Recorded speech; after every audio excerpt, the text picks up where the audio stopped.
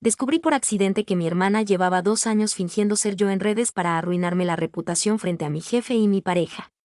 Cuando la enfrenté, la historia se puso mucho más oscura de lo que esperaba, y terminé descubriendo un secreto familiar que nadie quería que saliera a la luz. Voy a intentar contar esto en orden porque todavía, mientras lo escribo, se me revuelve el estómago.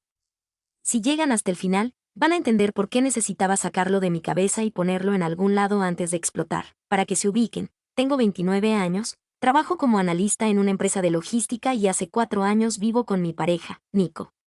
Tengo una hermana menor, Cande, de 25, con la que siempre tuve una relación complicada. No mala, pero sí de esas donde una siente que compite con la otra sin haberlo pedido nunca. Ella es la divertida, la espontánea, la que vive la vida. Yo soy la seria, la aburrida, la que planea todo. Ustedes ya conocen el arquetipo. Crecimos en una casa donde, sin que nadie lo dijera en voz alta, siempre se comparaba todo. Mis boletines contra los suyos. Mis novios contra los suyos. Hasta la ropa que usábamos terminaba siendo motivo de comentarios de mi abuela, del tipo que prolija Marina, que distinta a tu hermana. Yo intentaba compensar eso siendo generosa con ella, le prestaba plata, la ayudaba a armar el currículum. La acompañaba a entrevistas de trabajo que después ella no iba a buscar. Pensaba que si la ayudaba lo suficiente, en algún momento la diferencia entre nosotras iba a dejar de pesar. Ahora sé que estaba equivocada, pero en ese momento me parecía lo correcto. Con Nico, en cambio, la relación con Candace siempre fue liviana. Se llevaban bien, se cargaban, compartían memes en un chat aparte donde a veces yo ni entraba. Nunca sospeché nada raro ahí, la verdad, y creo que esa confianza fue justamente lo que ella terminó usando en mi contra sin que yo lo notara. Todo empezó un martes cualquiera, hace como 5 meses. Estaba en el trabajo cuando mi jefa, Silvana, me llamó a su oficina con una cara que no supe leer. Pensé que me iban a echar. Marina, necesito que hablemos de algo delicado, me dijo, cerrando la puerta. Vi unas publicaciones tuyas en Instagram el fin de semana. La fiesta en el boliche, el video bailando arriba de la barra. Entiendo que tu vida personal es tuya, pero se viralizó en un grupo de WhatsApp de la empresa y hay gente incómoda. Me quedé helada. Yo no había ido a ningún boliche. Yo había pasado ese fin de semana en la casa de mis suegros, en el campo, sin señal, ayudando a pintar un galpón. Le dije que debía ser un error, que no era yo. Marina, decía tu nombre en el video. Salías vos, con esa campera roja que usás siempre para ir a la oficina, insistió, mostrándome el celular, y ahí la vi. Era mi cara. Bueno, no exactamente. Alguien con mi altura, mi corte de pelo, mi campera roja, la campera que le había prestado a Cande hacía meses y nunca me devolvió, bailando arriba de una barra. Gritando cosas que yo jamás diría en público ni borracha. La cuenta desde donde se había subido el video no era la mía. Era una cuenta llamada Marina, Oficial 29, con fotos mías reales mezcladas con fotos que yo nunca había subido. Le expliqué a Silvana lo mejor que pude, aunque la voz me temblaba. Ella me creyó, o al menos lo disimuló bien, pero el daño ya estaba hecho. Media oficina había visto ese video pensando que era yo. Volví a mi escritorio temblando. No podía concentrarme en nada. Empecé a buscar la cuenta por mi cuenta, a scrollear el perfil entero. Tenía casi 800 seguidores. Fotos mías reales de hacía años, mezcladas con fotos que definitivamente no eran mías. Alguien con mi mismo tipo de cuerpo, en lugares que yo nunca había visitado, en fiestas a las que nunca había ido. En algunas se notaba el parecido, en otras directamente parecía otra persona con mi nombre puesto como etiqueta. Cuanto más scrolleaba, más se me revolvía el estómago, porque empecé a reconocer detalles, la pulsera que me había regalado mi abuela, un tatuaje pequeño en la muñeca que solo mi círculo cercano conocía, la forma exacta en la que yo escribía cuando estaba de buen humor. Esa noche llegué a casa con la cabeza hecha un lío. Nico notó que algo pasaba apenas entré. ¿Qué pasó? Tenés cara de haber visto un fantasma, me dijo, dejando el mate en la mesa. Le mostré la cuenta desde mi celular. Se quedó en silencio un rato largo, scrolleando. Y ahí fue cuando todo se puso peor. Marina, esta cuenta me escribió a mí hace como un mes, dijo, muy despacio, como si estuviera calculando el peso de cada palabra. Pensé que eras vos jugando, la verdad. Me mandó mensajes raros, medio celosos, preguntándome si te estaba engañando. Le respondí mal un par de veces porque pensé que estabas de joda, ¿O que habías creado una cuenta falsa para probarme? Sentí que el piso se abría. Alguien, con mi cara, mi nombre y mis fotos, llevaba tiempo hablando con mi pareja, sembrando dudas, generando peleas que yo ni sabía que habían existido a medias. Le pedí que me mostrara la conversación completa. Cuando la vi, reconocí el tono al instante. Esa forma de escribir, esos emojis específicos, esa manía de mandar audios de 30 segundos exactos. Era Cande. Estaba segura. Nos quedamos despiertos hasta las 3 de la mañana revisando cada mensaje de esa conversación.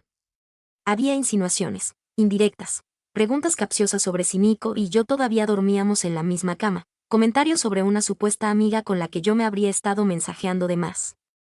Nico me juró, con la voz quebrada, que nunca había respondido nada comprometedor, que en todo caso se había puesto celoso pensando que yo estaba jugando con él, y que por eso me había estado un poco más distante las últimas semanas sin explicarme por qué. Ahora entiendo por qué últimamente me contestabas cortado, le dije, uniendo piezas.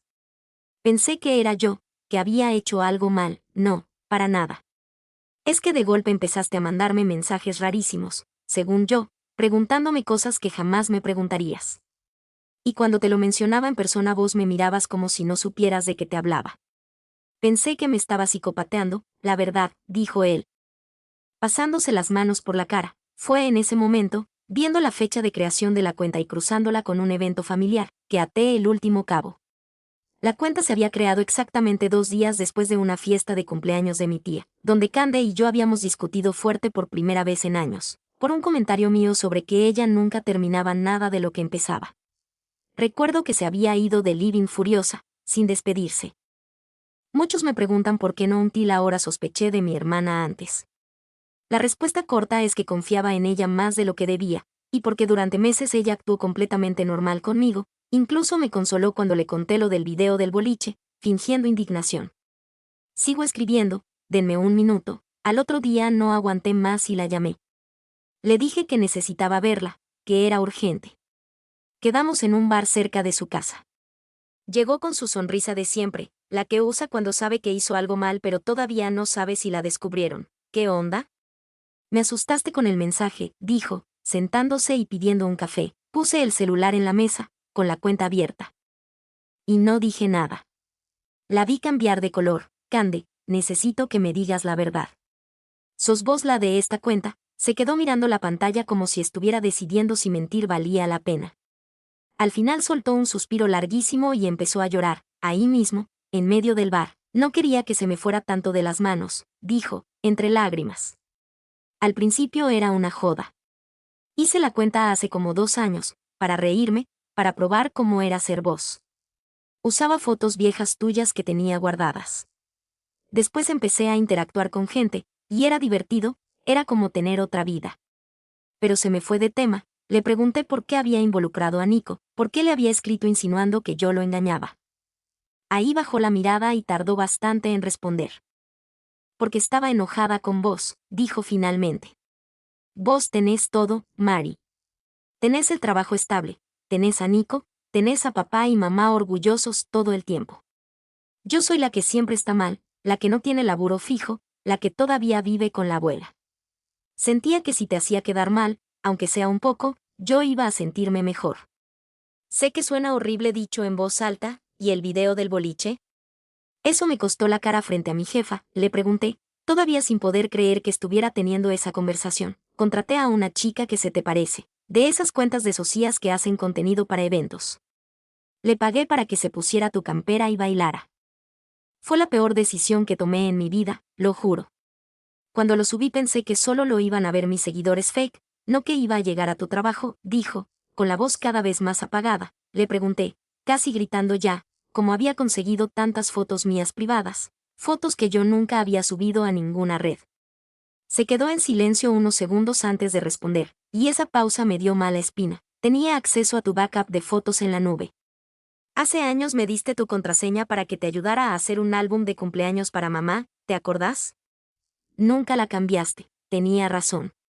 Nunca había cambiado esa contraseña. Sentí una mezcla de vergüenza y furia hacia mí misma por haber sido tan descuidada. Aunque por supuesto eso no la justificaba a ella en absoluto, no supe si sentir lástima o bronca. las dos cosas al mismo tiempo, en realidad. Le dije que tenía que borrar la cuenta esa misma noche, cambiar todas mis contraseñas apenas llegara a casa, y que necesitaba tiempo para procesar todo. Ella asintió, todavía llorando, y se fue. Pensé que ahí terminaba la historia. Que Cande había actuado por celos, por inseguridad, por esa herida vieja de hermana menor que siempre se siente comparada. Pero 2 semanas después, mi mamá me llamó un domingo a la tarde con una voz que no le conocía. Marina, tenemos que hablar en persona. Es sobre Cande. Es sobre varias cosas. Fui a la casa de mis padres esa misma tarde. Mi mamá estaba sentada en la mesa de la cocina con una carpeta de documentos que yo nunca había visto. Mi papá no estaba, había salido a caminar, según ella, aunque después entendí que en realidad no soportaba estar presente para esa conversación. Lo de la cuenta falsa no fue solo por celos. Hija, empezó mi mamá, con las manos temblando. Hace un año, Cande pidió un préstamo grande a nombre tuyo. Usó tus datos, tu DNI escaneado que encontró en una carpeta vieja acá en casa. El banco la rechazó 2 veces, pero la tercera vez, con la cuenta falsa como prueba de que tenía trabajo estable con capturas armadas de conversaciones y publicaciones, consiguió que se lo aprobaran. Me quedé sin palabras. No era solo una cuenta falsa para vengarse de mí. Era parte de una operación mucho más elaborada para sacar dinero a mi nombre. Sentí que se me cerraba la garganta. ¿Por qué no me lo dijeron antes?, pregunté, con una mezcla de bronca y desconcierto que no sabía bien hacia quién dirigir. Porque tu papá pensó que podíamos arreglarlo entre nosotros, pagando en cuotas antes de que vos te enteraras, sin que hiciera falta que supieras lo de las apuestas, respondió mi mamá, retorciendo un pañuelo de papel entre las manos. Fuimos al banco un par de veces intentando negociar, pero con la inflación se nos hizo imposible cubrir la cuota completa. Cuando lo del video se hizo público en tu trabajo, entendimos que ya no lo íbamos a poder tapar más. Me mostró la carpeta, el contrato del préstamo con una firma que se parecía a la mía pero no lo era del todo, si uno la miraba con atención. Los resúmenes bancarios con movimientos hacia páginas de apuestas deportivas y casinos online, mensajes de Cande pidiéndole plata prestada a mi mamá por última vez. Te juro que se repetían mes tras mes desde hacía casi 2 años. Le pregunté a mi mamá desde cuando sabía lo de las apuestas. Bajó la cabeza, 1 año y medio, más o menos. La encontré llorando una noche porque le habían bloqueado la cuenta del banco por movimientos sospechosos. Ahí me confesó todo, o eso creímos nosotros en ese momento. No sabíamos lo de la cuenta falsa hasta que vos nos llamaste contándonos lo del bar. ¿Cuánto pidió?, pregunté, con la voz quebrada. Casi 4 millones, dijo mi mamá, bajando la mirada. Lo usó para pagar deudas de juego. Hace tiempo que tiene un problema con las apuestas online. Nosotros nos enteramos hace 3 meses y quisimos manejarlo en familia, ayudarla, pero no sabíamos cómo decírtelo sin que la odiaras. Sé que muchos van a preguntar por el préstamo y las apuestas. Denme un segundo que sigo contando cómo se resolvió, o no se resolvió del todo, esta historia. Gracias por el apoyo en los comentarios. La verdad no esperaba que esto se volviera tan grande. Ahí entendí muchas cosas de golpe. ¿Por qué Cande vivía pidiéndome plata prestada que nunca devolvía? ¿Por qué desaparecía días enteros sin avisar? ¿Por qué, cuando la iba a visitar a lo de la abuela, siempre estaba con el celular pegado a la mano, tapando la pantalla apenas yo entraba a la habitación? Fui a un abogado esa misma semana, no porque quisiera meter presa a mi hermana, aunque durante un par de días lo consideré en serio, sino porque necesitaba saber qué implicaba legalmente que hubieran usado mi identidad para sacar un préstamo. El abogado me explicó que, al ser un caso de suplantación de identidad, yo tenía que hacer una denuncia formal para no quedar como responsable de la deuda, sin importar si la denuncia terminaba en algo contra Cande o no. Entiendo que sea tu hermana, y no te voy a decir qué sentir al respecto, me dijo el abogado, un hombre canoso con oficina en un edificio viejo del centro, pero legalmente hablando, si no haces la denuncia dentro de los plazos correspondientes, el banco puede considerar que la deuda es tuya por omisión.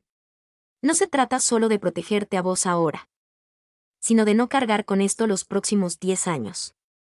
Esa frase se me quedó grabada durante días, los próximos 10 años. Empecé a imaginar escenarios horribles, yo tratando de sacar un crédito hipotecario en el futuro y descubriendo que mi historial crediticio estaba arruinado por una deuda que nunca pedí. Fue ese pensamiento, más que cualquier otra cosa, el que terminó de convencerme. Antes de hacer la denuncia formal, hablé una última vez con mis padres para avisarles lo que iba a hacer. Mi papá, que hasta ese momento se había mantenido casi en silencio en todo este asunto, Me miró a los ojos por primera vez en semanas. Hacé lo que tengas que hacer, Marina. Nosotros nos equivocamos protegiéndola tanto tiempo. Ya es hora de que ella entienda que las cosas tienen consecuencias, aunque nos duela a todos, dijo, con una seriedad que no le había visto nunca. Hice la denuncia. No fue una decisión fácil ni rápida, lo pensé durante días, hablé con Nico hasta la madrugada más de una vez, discutí con mis padres, que me pedían que lo resolviera puertas adentro. Pero al final entendí algo simple, proteger a mi hermana de las consecuencias de sus actos no era lo mismo que quererla. Y yo ya había pagado, en silencio, durante 2 años, por errores que no eran míos. ¿Cómo se lo tomó cuando le avisaste?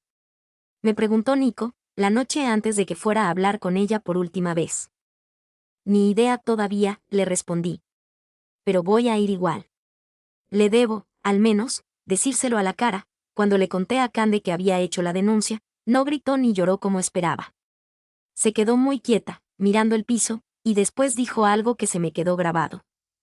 Tenés razón en hacerlo. Yo en tu lugar también lo haría. Perdón por todo, en serio. No sé en qué momento dejé de ver que del otro lado había una persona real, y no solo, un personaje que podía usar. No sé si eso alcanza para perdonar 2 años de mentiras, de conversaciones robadas, de una deuda enorme a mi nombre y de un video humillante frente a toda mi oficina.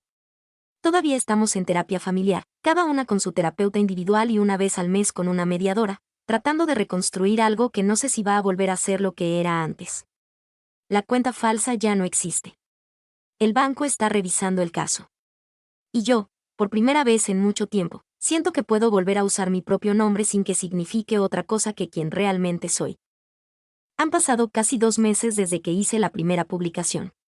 El banco terminó anulando la deuda a mi nombre una vez comprobada la suplantación de identidad, y Cande quedó como responsable directa, con un plan de pago propio y acompañamiento psicológico obligatorio por el tema de las apuestas, algo que ella misma pidió al final.